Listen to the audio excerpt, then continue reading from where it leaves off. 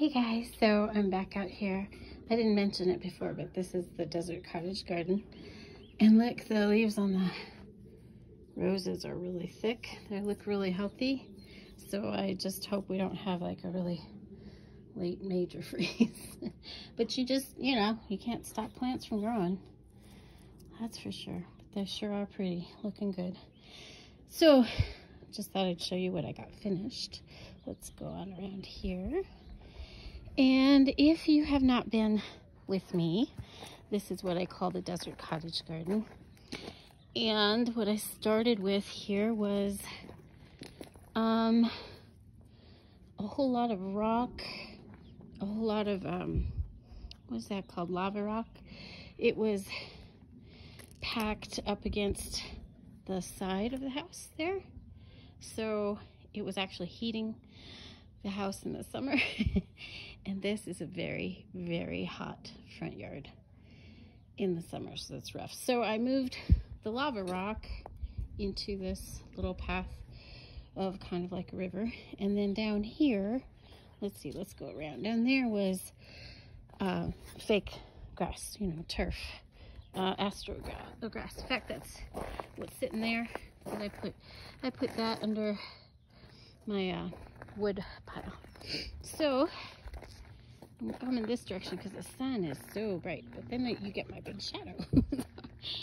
Anyway, this whole section here was nothing but astroturf, and so what I did was I had it marked to see where the water lines and power lines went through, and they go through right here in the middle where you see nothing growing. And so what I did was cut away the astroturf except for that middle part, and then I ran gravel over all of it, and then I planted where I could plant, and now this is what we've got. So today I managed to get all the hay covered with the composted mulch. You can see this rose. This is the yellow rose that blooms incredibly, and it is looking really good. And then this is a plum tree. And then there's another plum tree on the other side by the Jeep over there. And our dead looking grass here is pampas grass, and it likes living here. And it gets nice and big. And I was so worried I lost it this year, but there's green stalks coming out. And then the green down here are the irises. They're coming back. Now they burn up pretty quick when it gets hot, but they are nice for a little while.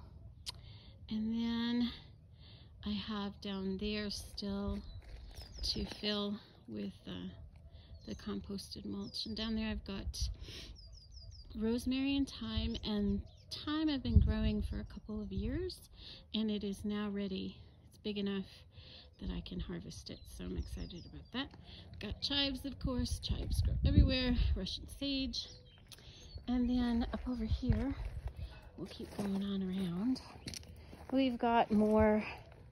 This is a desert willow tree, which is not a willow at all, but it shapes like a willow, and it can live without water for like a year. It's amazing. It's a very tough tree. So, and then here I've got some more irises starting to come up, and I had a crocus in there, but they really burned up, so I don't know if they're going to come back. And there's the pampas grass, and you can see the little green shoots are coming up.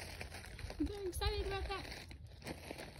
And these grasses, I don't remember what they're called, but they're greening up at the bottom.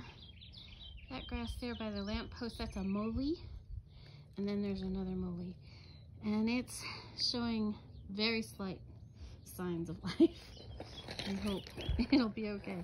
And then here we have another rose. Roses do great here. They love the sun, they love the dry, as long as they get enough water. And then another plum, and they're budding out now. See?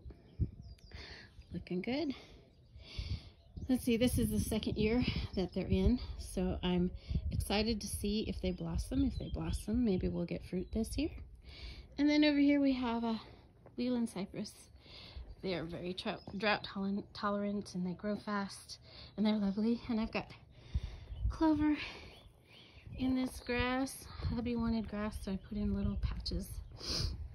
Got garden sage, and then back there is the Russian sage that the bees love, love, love, love. And my blue juniper tree. Got another rose, a climber. That's one of those David Austin ones. Love it. And then I've got these little flowery sage flowers. I can't remember the names ever. And this is the rosemary I was cutting back, and it got damaged from that really early freeze last year. But it looks to me like it's coming back after I trimmed it. It looks pretty good. We'll see. They're all my babies, you know. And then here's another rose. And I'm planning on putting where these weeds are, another rose to climb up there. Then I've got another rose right over there. And over here across the driveway, along that cement fence, is where I want to put the sunflower grotto. The neighbors love the sunflowers, so I'm going to put them in there. And then over here on this wall, where you see my big shadow, that wall gets to be, before I did the lime wash, gets to be over 200 degrees. You can't even put your hand on it. It burns your hand. But now, in the middle of summer, I can put my hand on it and it's not even hardly warm. It's amazing. But I did put some sunflower seeds in there because it is really hard to grow things along this wall here because of the heat. I've tried a lot of different things. My little box bushes, they're just dying. I have to pull those out. The tulips do great because they're gone by the time it's hot. And the chives, well, they'll just grow anywhere.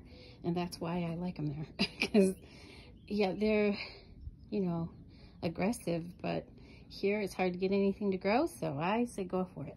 And I like the smell. And then, of course, our big rose here that I cut back quite a bit. But it's looking super healthy this year. Last year it didn't look very healthy, but this year it looks fabulous. So I'm really happy about that. And then, of course, I have some lemon balm down there. So, and I have more plants for herbs here. Didn't mean for this to be a real long video, but I guess there you go. Kind of is. I will do an actual real, you know, nice tour soon, but that's the update for now. I have to go get more composted mulch. Y'all have a great night, guys.